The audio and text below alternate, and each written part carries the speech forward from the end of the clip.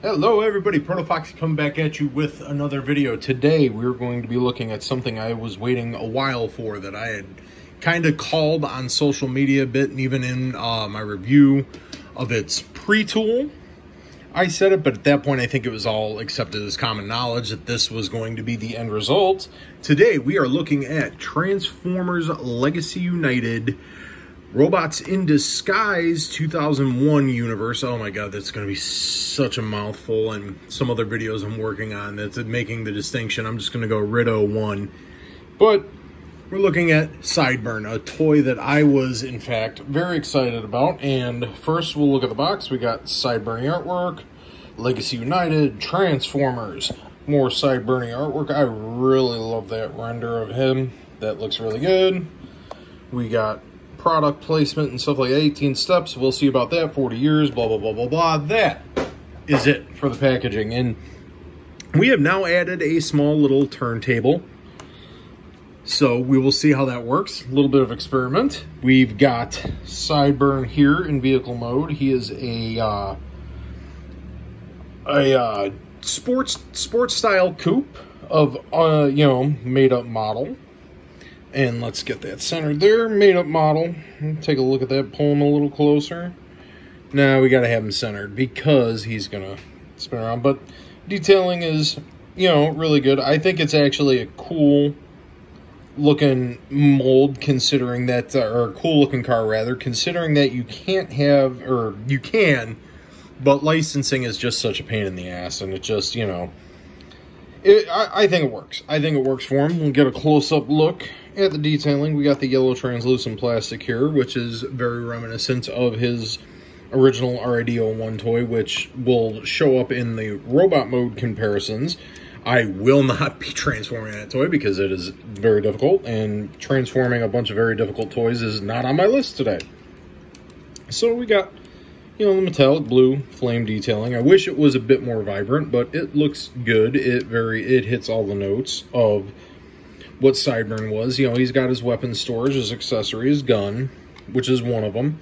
You can store it up on the top, but I actually like it in the back here a little bit better. I think it works a little bit better. And one common complaint of the mold itself, and it happened with Shadow Striker as well, was the fact that this wouldn't line up correctly. I figured out a way to get it to line up correctly, and it's before you port the peg in here, and I'll show you the peg when we transform it, you kind of line up the tabs and then push down, and everything lines up. And I've got it to work both on Sideburn and his mold mate, Shadow Striker. As you can see, lined up correctly here.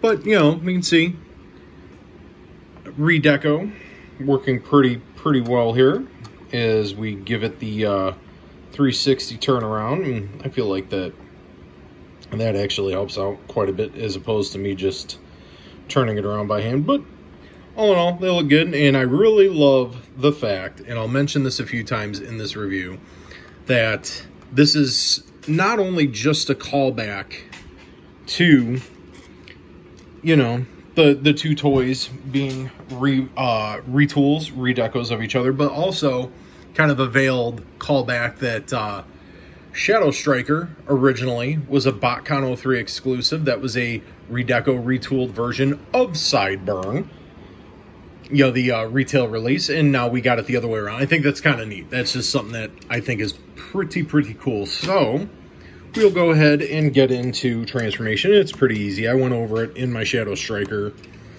review. We just pop pieces off here. Yes, there is a bit of parts forming. Shh. Who cares about parts forming? But, and again, much like in my Shadow Striker review, I did mention there is stress marks there, so just something to be aware of.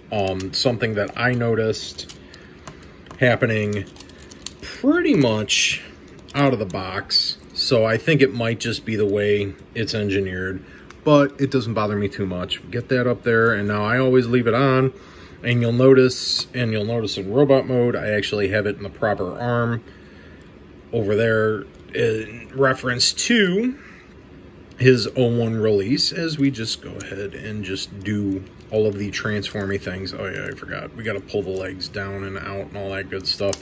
Now here's where it gets a little little wacky things fitting in, and hopefully I don't break anything on camera. We do not want to do that. Flip that up.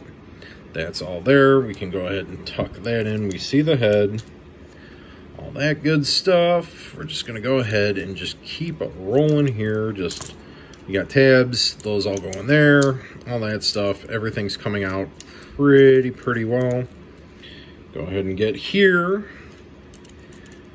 Flip that all in.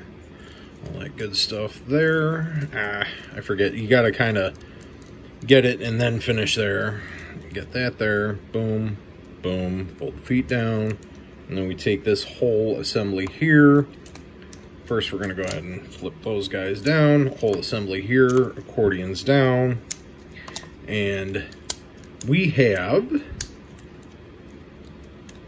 him all complete in his robot mode. And yeah, that I'm sorry, there are definite haters for this mold, but I love it. I think it fits, it works good. Get the whole roundabout here, all the same notes that Shadow Striker hit you expect for this toy. Get it in a close-up. That is a very nicely done head sculpt, very reminiscent of RID-01, though I wish he would have had a bit of a smirk. I felt like it would have hit his character a little bit better. But, and then, you know, articulation, all the same as Shadow Striker. You move this stuff out of the way, you get the full range of movement, and it works really well. Go ahead and I will get this done and out of the way because this is how I feel like this should be done. Attaching the bumper to the handgun to make the whole crossbow weapon, just because that is the way it is done on the original toy, and you will see that here shortly. Pegs into the hand, all that good stuff, and boom, we got him. There he is. We got Sideburn all armed up, all in robot mode. Go ahead and give the turn around once again before we start doing the robot mode comparisons. But he looks good. I like this one. And I've probably told this story a million times on the channel that RID-01 got me back into collecting. So I've got a real soft spot for all of the characters on that show, and especially Sideburn, because he was not the kid associated character. He was more a bit of comic relief. I just love the character. I thought he was cool. So we get in the robot mode comparisons. There he is with his mold mate, Shadow Striker, which again, the little bit of roundabout on how there's so many different homages between these two and their associations. It's just pretty cool. You know, get the good look, turnstile.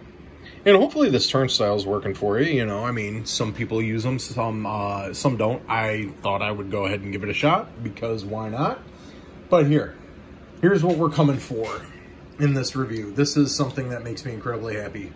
First, we will get him with the original RID-01 Sideburn, and he's a little dusty, unfortunately. Hopefully that, you know, doesn't come up on the camera, and that hits all the correct notes it needs to. Some deco differences, you know, the black feet compared to the blue feet, but things are in the places they should be. His Autobot shield sigil on the forearm is actually red. On this one, it's tampographed white. But then, you know, for further RID-01 love, because we need to be doing that as much as we need to be loving Generation 2 on this channel, we're also going to get the, yeah, you can definitely tell this is a 20-plus-year-old toy. Ball joints need to be kind of tightened up, but actually mine's still held up relatively well. None of the vac metal has chipped or anything like that. He's still in really good shape. I just got to get in there with a Q-tip and clean off a lot of that dust. And then here, we're going to put him in with the Collectors Club incentive figure of Sideburn, which is just a redeco of Hot Rod, and they all look good together. That is some RID love, and I'm here for it. I love it. I love Robots in Disguise 01, and it was what got me back into collecting, and I'm just happy. I'm just happy that we've got some RID-01 love coming through, because why not? You know, it was definitely a part of the franchise. Definitely something that, you know, I would say maybe polarizing. I mean, well, not maybe polarizing. It definitely is polarizing. A lot of people didn't like it, but, you know, a lot of people, you know, try to discredit it because they didn't like it or car robots or whatever.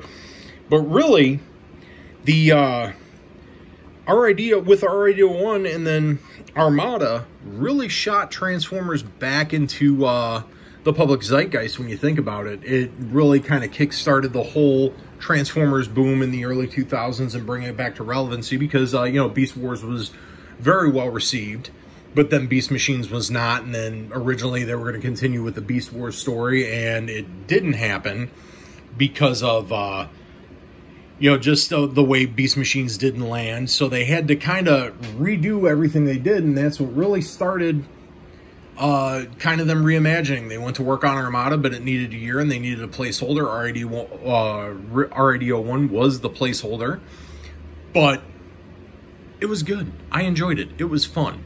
It had a lot of, you know, it was very episodic. It was very whimsical at times. You know, there was humor and just, it was good. And I can't complain about it. And I can't complain about this. I love this figure. This figure is definitely a hard recommend for me. If you didn't like the mold, well, I'm sorry you don't enjoy life. I kid. If you didn't like the original mold for Shadow Striker, whatever. But, you know, for me, hard recommend. You know, great throwback to a line that I am super nostalgic about. And just makes me feel good. And I was waiting for this one, and now I have it, and I am happy. All that being said, you liked it, give it a like, shoot a subscribe, all that good stuff. And we'll leave you all with this. Be kind to yourself and fellow human beings because life is too short, so plan, and I will see you in the next video.